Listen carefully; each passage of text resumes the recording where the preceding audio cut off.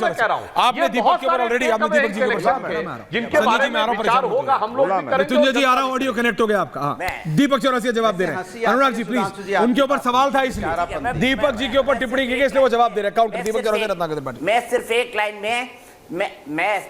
एक लाइन में रत्नाकर भाई को कहना चाहता हूं कि रत्नाकर भाई आप पिछले 2 दिनों से बहुत खुश हैं, हमेशा ऐसे ही खुश रहा करिए, हमेशा ऐसे ही प्रसन्न रहा कीजिए। मैं भगवान से प्रार्थना करूंगा कि आपको प्रसन्नता का अवसर इस तरीके से देते रहे। और दूसरी बात जो आपने फेक वीडियो वाली बात कही, वो राहुल जी का संदर्भ नहीं था, वो राहुल जी का संदर्भ नहीं था। अनुराग भाई ने एक दिन खेत में आलू लगाए थे, उन्होंने उसका वीडियो भेजा, इसलिए हम मजाक करते थे कि अनुराग भाई ने खेत में आलू उगाए, इससे सोना निकलेगा। मैंने बोला देखिए 37 सोने की सीट उससे निकल गई है, इसीलिए मैं अनुराग भाई को अरे मेरे को उनका खट्टा मीठा वाला गोला भी खाना है। जोड़ना चाहते हैं रत्नाकर तो कर लीजिए, मुझे कोई फर्क नहीं पड़ता। ओके दीपक दादा, हाँ बोलिए। दीपक जी, अगर आप संदर्भ को लेके बोल रहे हैं और गलत संदर्भ मैंने कोट कर दिया तो मुझे ऐश्वर्या कपूर, सुधांशु त्रिवेदी, मृत्युंजय त्रिपाठी और अनुराग भदौरिया और संजय सिंह के सामने आपसे क्षमा मांगने में कोई गुरेज नहीं रही। जो आप, मैं क्षमा मांग लेता हूं संदर्भ के। नहीं, कोई बात नहीं, बड़े भाई कुछ भी कह सकते हैं। रही बात जो आपने सर बोली ना, तो मैं तो आपका शो बहुत देखा, लगता है आपने देखा ही नहीं।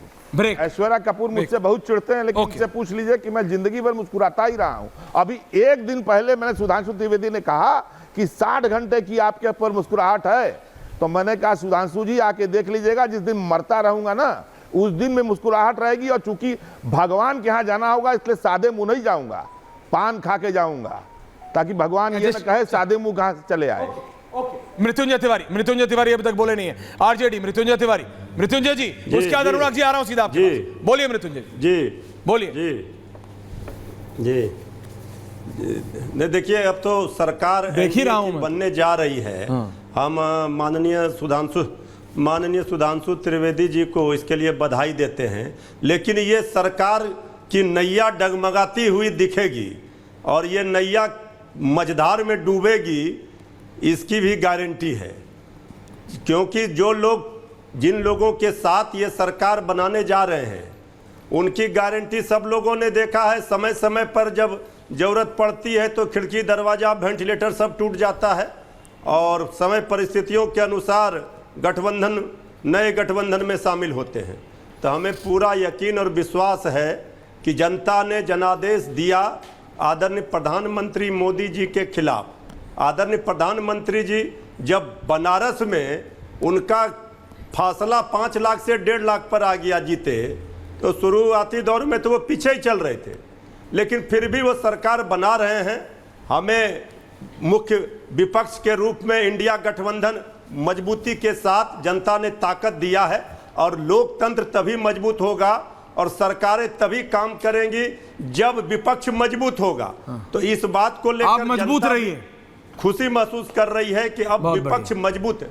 बहुत बढ़िया। अनुराग भदौरिया, सुधांशु जी आ रहा हूं, संजय जी को भी लाइए, किसी की नहीं चलेगी। ओके मृत्युंजय जी, रत्नाकर जी की जगह थोड़ी देर संजय जी को ले। अनुराग जी, मैं तो सुधांशु जी को सुधांशु जी का देखिए अभी भी वही धर्म की बात कहते हैं। हम धर्म की राजनीति नहीं करते हैं। अरे प्रभु, धर्म के नाम पे राजनीति नहीं कर रहे होते तो प्रभु राम आपको इतना बड़ा सजा थोड़ी देते, आप उन्हीं के नाम पे तो अनुराग जी बोल रहे हैं, गलत कट गया जी। आज जगह वो भी खदेड़ दिए जाओगे, क्योंकि प्रभु राम आपके पीछे पड़े हैं तीर धनुष लेके। और गलती से मिलना मत आप लोग, क्योंकि आप लोगों ने जो अन्याय जनता के साथ किया है वो सब देख रही है।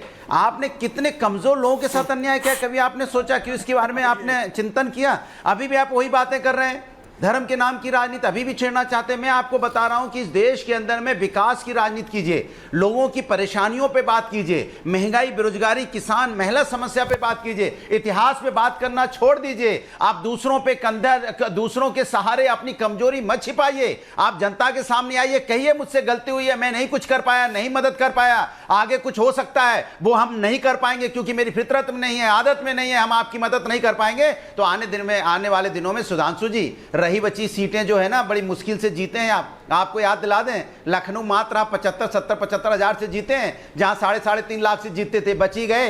इसलिए थोड़ा सा ख्याल कर लीजिए और लुटियन जन छोड़ दीजिए। लखनऊ आ जाइए, जनता के हाथ जोड़िए, जनता से कहिए जनता हम आपके बीच में। आप और आपके नेता जो लुटियन जोन में जाके बस गए हैं ना, बीजेपी के सारे नेता, और दूसरों को लुटियन जोन बोलते हो, और जो खान मार्केट और जो आप वहां पे सब लोग मौज ले रहे हो, इससे अगर बाहर नहीं आओगे तो आने वाले दिनों में सपा चट है। जनता आपको देखना नहीं चाहती है, क्योंकि आप जनता के बारे में आपने कभी नहीं सोचा। अग्निवीर जैसी योजना आपने लागू कर दी, 4 साल की नौकरी, और खुद तो चाहते हो हम 5 साल तक सांसद रहें, और राज्यसभा में तो 6 साल तक सांसद रहें, और एक युवा को आप मात्र नौकरी 4 साल की देना चाहते हैं, फिर भी आप अकड़ के बैठे यहाँ पे सीना तान के बातें कर रहे हैं। थोड़ा तो सोचिए, युवाओं ने आपको नकार दिया है, महिलाओं पे जो अत्याचार हुआ उसके बारे में आप चुप्पी साधे रहे, आप महिलाओं के अन्याय के खिलाफ आवाज नहीं उठाई, फिर भी आप बोलने को तैयार नहीं। आज भी मैं जीतने के बाद भी मुझे दर्द हो रहा है कि हमें कम से कम नहीं तो हमें सरकार में होकर कम से कम उनकी मदद कर पाएंगे, फिर भी करेंगे, हम विपक्ष में मजबूती से उनकी मदद करेंगे। लेकिन आपको अभी भी इस बात का सुधांशु जी, कुछ तो डिस्कनेक्ट बीजेपी का हुआ है। I am not going by what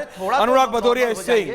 मैं ये नहीं कह रहा हूं, लेकिन सुधांशु जी कहीं कुछ लेवल पे तो डिस्कनेक्ट हुआ है, क्योंकि सिर्फ अगर एक जगह होता तो मैं कहता चलिए बीजेपी की इंटरनल पॉलिटिक्स हो रही है, कुछ वो बाबा को लेके कुछ हो रहा है, वो जो पूरा चलाया गया विपक्ष के द्वारा, और चलाया गया लाइक हाउ एक संविधान वाला गांव-गांव तक पहुंचा है। सुधांशु जी मेरा माइक थोड़ा गड़बड़ कर रहा है, हो सकता है खड़खड़ ना कर रहा।